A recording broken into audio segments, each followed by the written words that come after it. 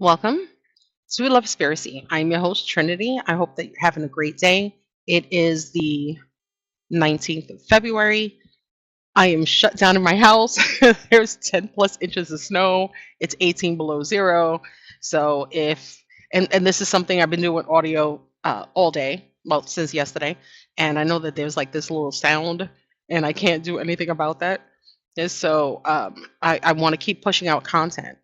I'm not able to do video, obviously, but I want to keep pushing out content that I think is super important. So this one is something that I was completely unaware of until recently, and I think that it's super important. We have had an issue, and this is for since the beginning of time, of trying to find out where everybody kind of comes from, right? In some countries, it's based on your last name. You say, "Oh, my last name is so and so," and they can say, "Oh, your dad or your uncle or your grandma." We had it just in a verbal sense, right? When we were all in like these little tribes, everybody kind of knew. As families started growing and people started separating into further places, we lost the genealogy that we would have had before, right? We can't do a family tree. Ask a kid to do a family tree. It's almost impossible to do.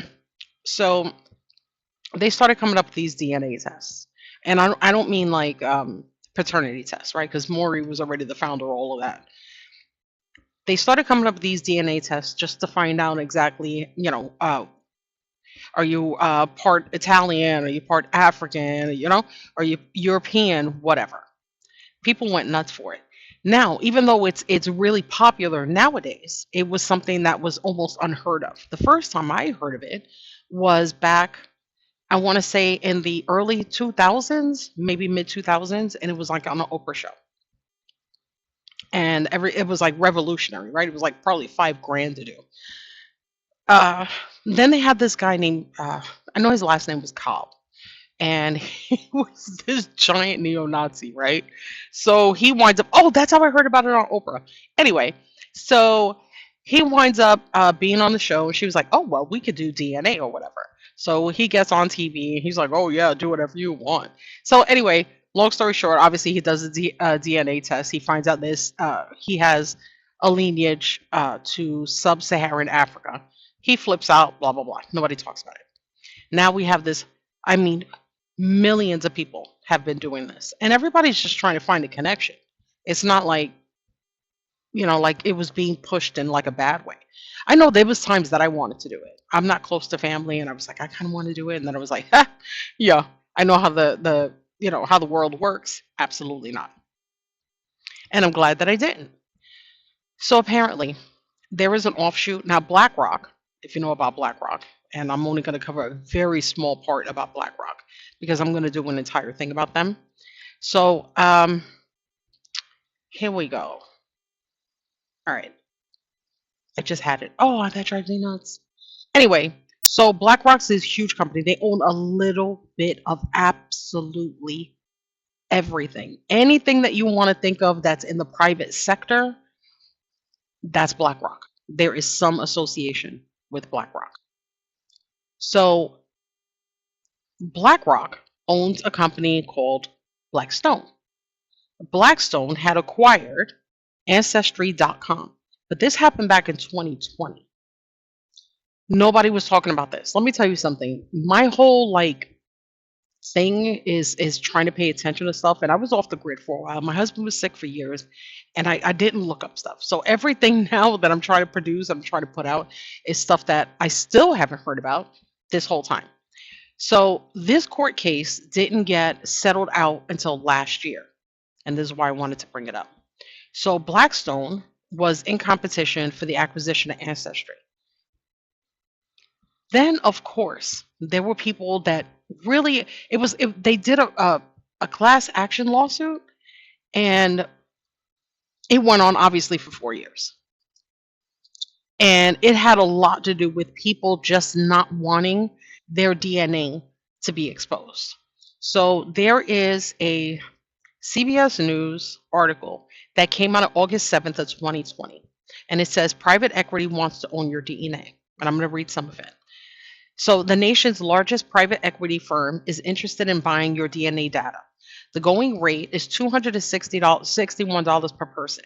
That appears to be what Blackstone, the $63 billion private equity giant, is willing to pay for genetic data controlled by one of the major companies gathering it from millions of customers. Mind you, everything I'm going to tell you keeps saying Blackstone. They're not saying Blackrock because Blackstone, even though it's an offshoot, it's still considered another company, but under the umbrella, it is Blackstone. So early this week, Blackstone announced it was paying $4.7 billion to acquire Ancestry.com, a pioneer in pop genetics that was launched in the early 1990s to help people find out about their family heritage. Ancestry's companies get an at-home DNA kit that they send back to the company. Ancestry then adds the DNA information to its database and sends its users a report about their likely family history. The company will also match you to other family members in its system, including distant cousins you may or may not want to hear from. And for up to $400 a year, you can continue to search Ancestry's database to add to your knowledge of your family tree. Ancestry has some information mostly collected from public databases on hundreds of millions of individuals, but its most valuable information is that of the people who have taken its DNA tests, which totals 18 million, and its Blackstone's $4.7 billion purchase price translates that to over $250 each. Anyway, this also goes into 23andMe and so on and so forth. So here's what happened. Hold on. So there wound up being a court case, and I actually found the actual court documents. But this isn't about the initial court case and how it actually started. This was more or less about. This is more or less about the court case at the end. So there were children, and this is what makes it super important. It wasn't just the people that did the test. It was the children of the parents who took the test for their children and sent it out. So here it is. This is the United States Courts of Appeals, 7th Circuit, and this is decided February 15th of 2024. So that was a year ago. So it says, and it's called Coatney versus Ancestry.com, the U.S. Court of Appeals for the 7th Circuit.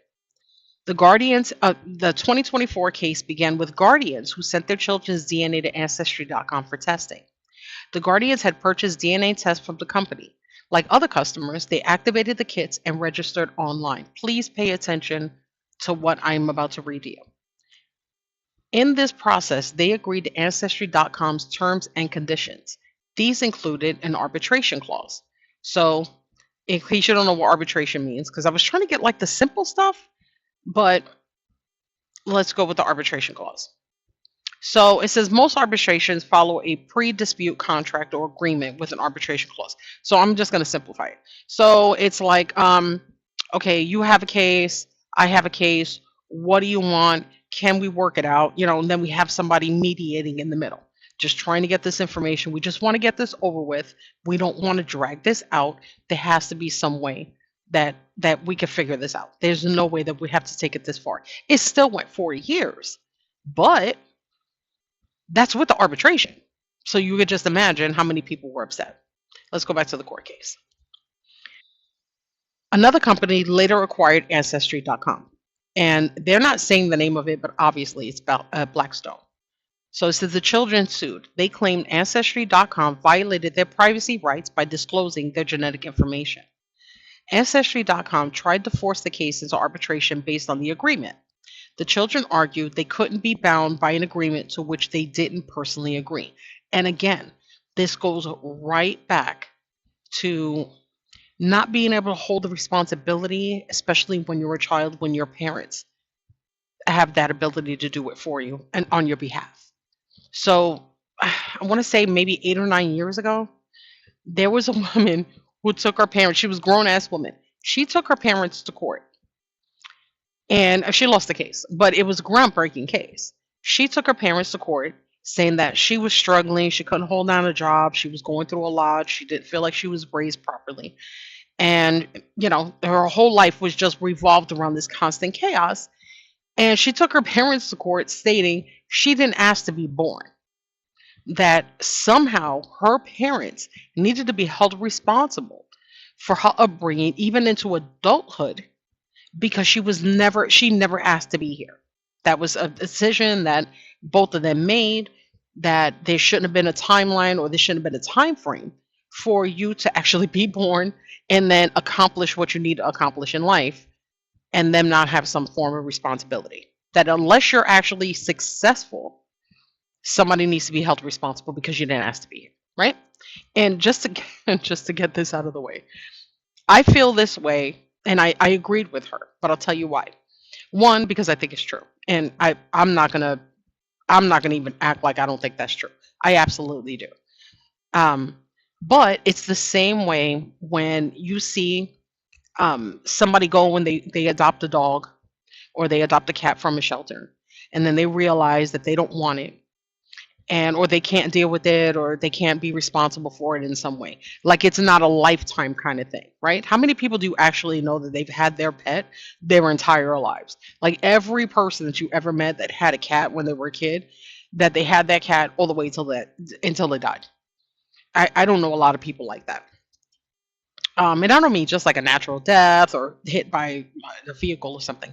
I'm talking about somebody who's holding down that responsibility for life. They're treating it as a child for life. So when you get one of these pets and then you decide you don't want to deal with it anymore, then you just feel like you have the ability to just put it up for adoption, leave it outside. Do you know I live in the middle of nowhere? Do you know how many times I've had random cats and dogs just dropped off in front of my property? And that happens so often here that it's scary because they're just running around everywhere. So we have a trap and release. So they'll find, especially with the cats. The cats are horrific on this. So they go, they find the cat, they don't give it a they don't rehome it, but they take the cat, they snip it, they clip its ear, and they put it back out in the wild. And then, when they start looking for cats to make sure they don't get pregnant again, they look for the clipped ears. How the hell did I get into this? I don't know. But I was trying to prove a point that sometimes you have to be held responsible for certain things. And if people are so pissed off about somebody putting an ad and saying, I can't deal with my dog, I have to move, my landlord won't deal with this or whatever, and everybody's like, well, a pet is a lifetime commitment, you just can't, blah blah blah. That's what she was saying about the kids. So these kids decided that when they found out that their DNA was going to be held by a company as big as Blackrock, and they didn't know what they were going to do with it. Who buys Ancestry.com, by the way, without some kind of nefarious reason? I don't care if they're going to say it's nefarious. I'm 100% sure that it is. They were like, I don't want to deal with that. There has to be a way for us to stop it. So Ancestry.com tried to force the case into arbitration, right? Then they went ahead and it's explained, and this is telling me under Illinois state law, there's a strong presumption against binding non-signatories to contracts. So, however, its plain language only referred to the person signing it, not to children whose DNA was submitted. And the children weren't considered, quote, closely related parties to their guardians in a way that would make it fair to bind them to the contract. This is where, when especially people that research and people that have been in this kind of community for a really long time, who know about Jordan Maxwell, who know about David Icke, um, who know about people that have been literally saying, hey, we're forced in this revolving door of a contract. And a lot of the times the information we have or that we don't have doesn't have anything to do with us as children. It's our parents, it's generational. So they wound up winning the case. Now, we don't know what they're going to do with all the DNA. Millions upon millions upon millions of samples of people not doing it. And mind you, back in the day, it was a little bit harder. You got it back in the mail, even though, the post office is a federal thing. Still, back then, it wasn't hard to really trace. When you think about the convenience of doing something online, I make bazillions of mistakes online. I still do that. I try not to, but it doesn't always work. And I don't think about it until later on. Like right now, I'm thinking about the 800 mistakes I probably made last week. But it gets harder and harder to read those terms and conditions, and they make it like that on purpose. There was a case in the early, no, I'm sorry, in the mid to late 1990s, where a company was just trying to express how important it was for you to read the terms and conditions. So it took one person who read them all and didn't click. And the company found out that they didn't accept the terms and conditions because it was something absolutely ridiculous, and they won a ton of money. And they were like, nobody reads this. Thank you for reading it. You would have fell into a trap that we obviously planned out. Hopefully, now other people will pay attention and not fall into the same trap. It's harder to do these days. It really is. Everybody's like, oh, I have a VPN. Do I think it protects me? No. You know why? Because I still live in a house. I still drive a car. I pass stoplights. I still go food shopping. We really don't have that. I think it's a false sense of security for us to think that we have this overwhelming ability to hide ourselves. We don't. But we kind of would have had it been for something like Ancestry.com, because that was supposed to be a more personal thing. That was supposed to be personal. Like, you were supposed to be able to click, yes, I would like to find out if I have cousins, or yes, I would. What was it, like a week ago? They found out who the Jack the Ripper was. First of all, we have a lot of problems in this world. Who the hell cares? Anyway, um, that was DNA. The more they get into this, the worse it's going to get. When we had and I just did a show a couple of weeks back. If you enjoy my work, please go to Lovespiracy at Rumble. Name's the same, Lovespiracy, and you can go to Rumble, or you can go to Facebook, or you can go to Blue Sky. And my original show was Esoteric Truth Radio, which now I'm putting as the top name, and I'm producing Lovespiracy underneath it. So you can always go and follow me there. Had to throw that in real quick. Anyway, this goes into those times and those frames where I kind of brought up how they're finding people that they're looking at on the outside in order to get rid of in the country, and that eventually it's going to start spilling into other races, and that it doesn't have to be an outward appearance. Right now, if you look brown and you have a Spanish accent, or you have a Haitian accent, or you have any other accent that doesn't sound, I don't even want to say like me because I have a New York accent. If you just don't sound like you speak fluent English, then it's going to be a problem. And I don't want to even use the word English, because they are literally deporting people from the UK and England. So I was like, there's going to be a point in time where they're going to really nitpick on who they want gone and how this country will be transformed. So I was fascinated when I found this today, because it absolutely proves the point that the fear of people not speaking up for others is just because you feel like it's never going to happen to you. It can. And the fact that they just bought and they just won the case is not that they just bought it. They bought the company in 2020. They won the case to say, we can do what we want. We acquired it. We're not breaking any rules. It belongs to us now. And now every single person who did that DNA test can do absolutely nothing. Okay. So let's see. Okay, so a spokesperson for Ancestry added, quote, protecting our customers' privacy and being good stewards of their data is Ancestry's highest priority, and the relationship between Ancestry and its users remains the same under our new ownership. That includes Ancestry's terms and conditions and privacy statement and our commitments to protect our customers' personal data. That has changed. Literally has changed. So we're going to something else, and I don't want to get into it. It's called Project Nightingale. I'm going to keep on going at some point. But for right now, understand that if you or somebody you knows, and this is where the problem really lies, is that even if you never took the test, I never took the test, right? I know my dad did. I know my dad did. Just knowing he took it is kind of like me taking it. Like, even though you're like, well, I never did that because I was just doing that like 5 minutes ago. I was like, well, I never took it, so I might be okay. No, I'm not. Because there might be a cousin of a cousin's cousin of a cousin's cousin's cousin that took it, and it could trace back to me in some way. So for every single thing that's happening now and the way that we're ignoring things, or every single time somebody's coming out with something new and it makes no sense, stop paying attention to it.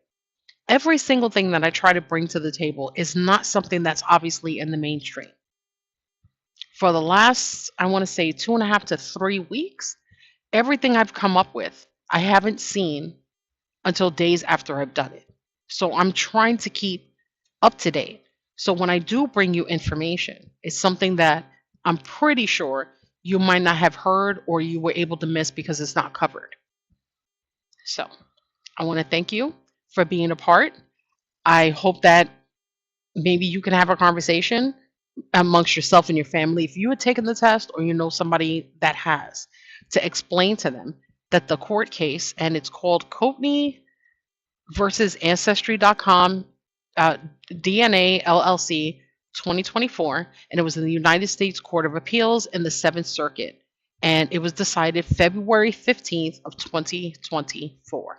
And they have a ton of names of the defendants and the plaintiffs and everything else.